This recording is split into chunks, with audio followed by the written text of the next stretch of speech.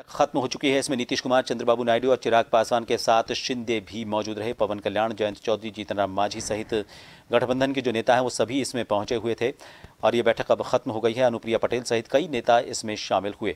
इस बैठक को लेकर फिलहाल अपडेट बाहर नहीं आया, लेकिन इस बैठक में किसको लेकर चर्चा हुई वो हम जानने की कोशिश करेंगे। ये बैठक फिलहाल खत्म हो चुकी है। दिल्ली में पीएम आवास पर एनडीए की बैठक थी, जिसमें नई सरकार के गठन को लेकर सहयोगी संगठनों से बातचीत की गई।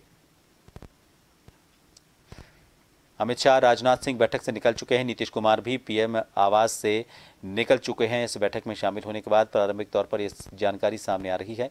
एनडीए की ये बैठक थी जिसमें सभी सहयोगी दलों के जो नेता थे वो इसमें शामिल हुए थे। अब तक जो जानकारी मिलकर सामने आ रही है उसके मुताबिक एनडीए आज ही अपनी तरफ से सरकार बनाने का दावा पेश कर सकता है।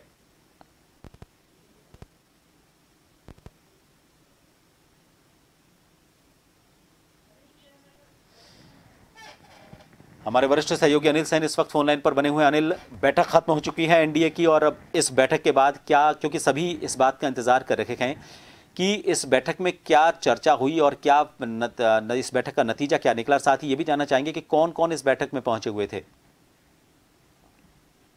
रेस की पूरी सियासत जो है दिल्ली में गरमा रही है और कौन अब कुर्सी पर काबिज होगा। अगर देखा जाए आंकड़ों के लिहाज से तो एनडीए गठबंधन पूरी तरह से बहुमत में है। 293 सीट जो है उसके पक्ष में है। 272 का जादुई आंकड़ा होता है। ऐसे में गठबंधन की अहम बैठक जो दिल्ली में यहाँ पर हुई, नीतीश कुमार, चंद्रबाबू नायडू इस बैठक में सहित 16 जो दलों के नेता थे, तमाम लोग इस एनडीए की बैठक में यहाँ पर मौजूद रहे हैं और ये बैठक जो है लगभग 1 घंटे के करीब यहाँ पर चली है, चर्चा हुई है।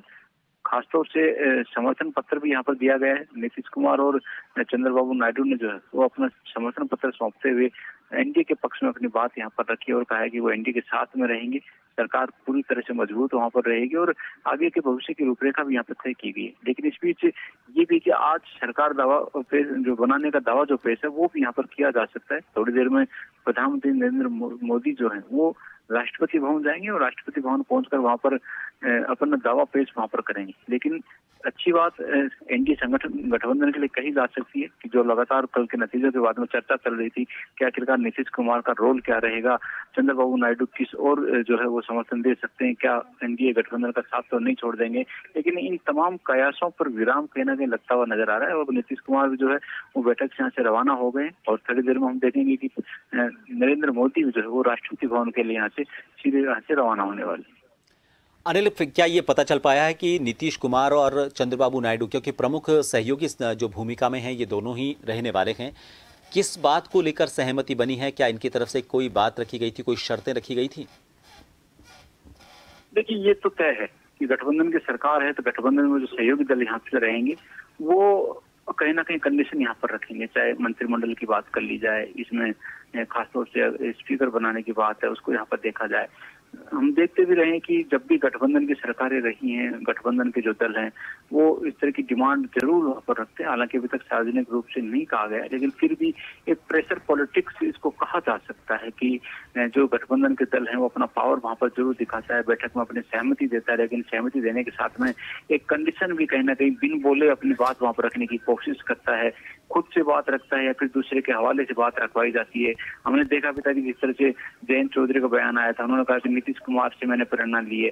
तो ये एक प्रेशर पॉलिटिक्स है। जयंत कुमार का ये शो करना है कि वो नीतीश कुमार के साथ हैं और नीतीश कुमार के साथ अगर आप कुछ गलत होता है या इधर उधर उनकी मांगे नहीं मानी जाती हैं तो नीतीश कुमार तो फैसला लेंगे, वो भी जयंत चौधरी फैसला लेने में पूरी तरह से उनके साथ में कहीं ना कहीं खड़े रहेंगे। ये जो प्रेशर पॉलिटिक्स है ये गठबंधन की सरकार में कहीं ना कहीं ज्यादा देखी जाती रही है और यही वजह है कि हमने देखा था पिछले दोनों जो सरकारें रही स्पष्ट बहुमत से रही, काफी प्रमुखली काम जो है वो देश के अंदर चला। लेकिन अब जब गठबंधन का दौर रहा है, क्योंकि इससे 10 साल पहले से भी अगर देखा जाए तो उस दौर में गठबंधन की सरकारों ने देश पर राज किया, तो उस दौरान भी हमने कई बार देखा था कि गठबंधन में जो सत्ताधारी दल हैं या फिर उनके जो नेता हैं वो अक्सर डिमांड करते हुए या फिर प्रेशर पॉलिटिक्स करते हुए खासे नजर आते रहे। तो इसमें भी ये जरूर कहा जा सकता है, इस बात की इनकार नहीं किया जा सकता है कि नीतीश कुमार और चंद्रबाबू नायडू ने अपने सांसदों के लिए या फिर अपने पार्टी के लिए इस तरह की बात नहीं रखी होगी जिसमें डिपार्टमेंट्स की बात हो, मंत्रिमंडल की बात यहाँ पर हो। खासतौर से अगर स्पष्ट रूप से नहीं रखी होगी तो कहीं ना कहीं इशारों में ये जरूर कहा होगा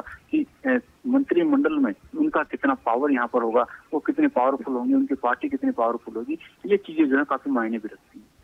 बहुत शुक्रिया अनिल तमाम जानकारी के लिए। तो आपको बता दें कि बैठक खत्म होने के बाद अब ये जानकारी सामने आ रही है कि प्रधानमंत्री नरेंद्र मोदी अब से कुछ देर बाद राष्ट्रपति भवन के लिए रवाना होंगे और अपनी तरफ से सरकार बनाने का दावा पेश करेंगे। फिलहाल किन बातों पर सहमति बनी है उनका खुलासा तो नहीं हो पाया है, लेकिन जिस तरह के आंकड़े फिलहाल सामने आ रहे हैं, सामने कल परिणाम के बाद जो आंकड़े सामने आए हैं उससे ये बात स्पष्ट है कि ज़रूर किसी न किसी बात को लेकर, मंत्रिमंडल को लेकर या फिर किसी पद को लेकर कोई ना कोई सहमति बीच में ज़रूर बनी है। और जाहिर तौर पर जबकि अपनी तरफ से समर्थन पत्र उन्होंने दिया है तो ये बात साफ हो गई है कि वो सरकार में एक बहुत महत्वपूर्ण भूमिका में रहने वाले हैं।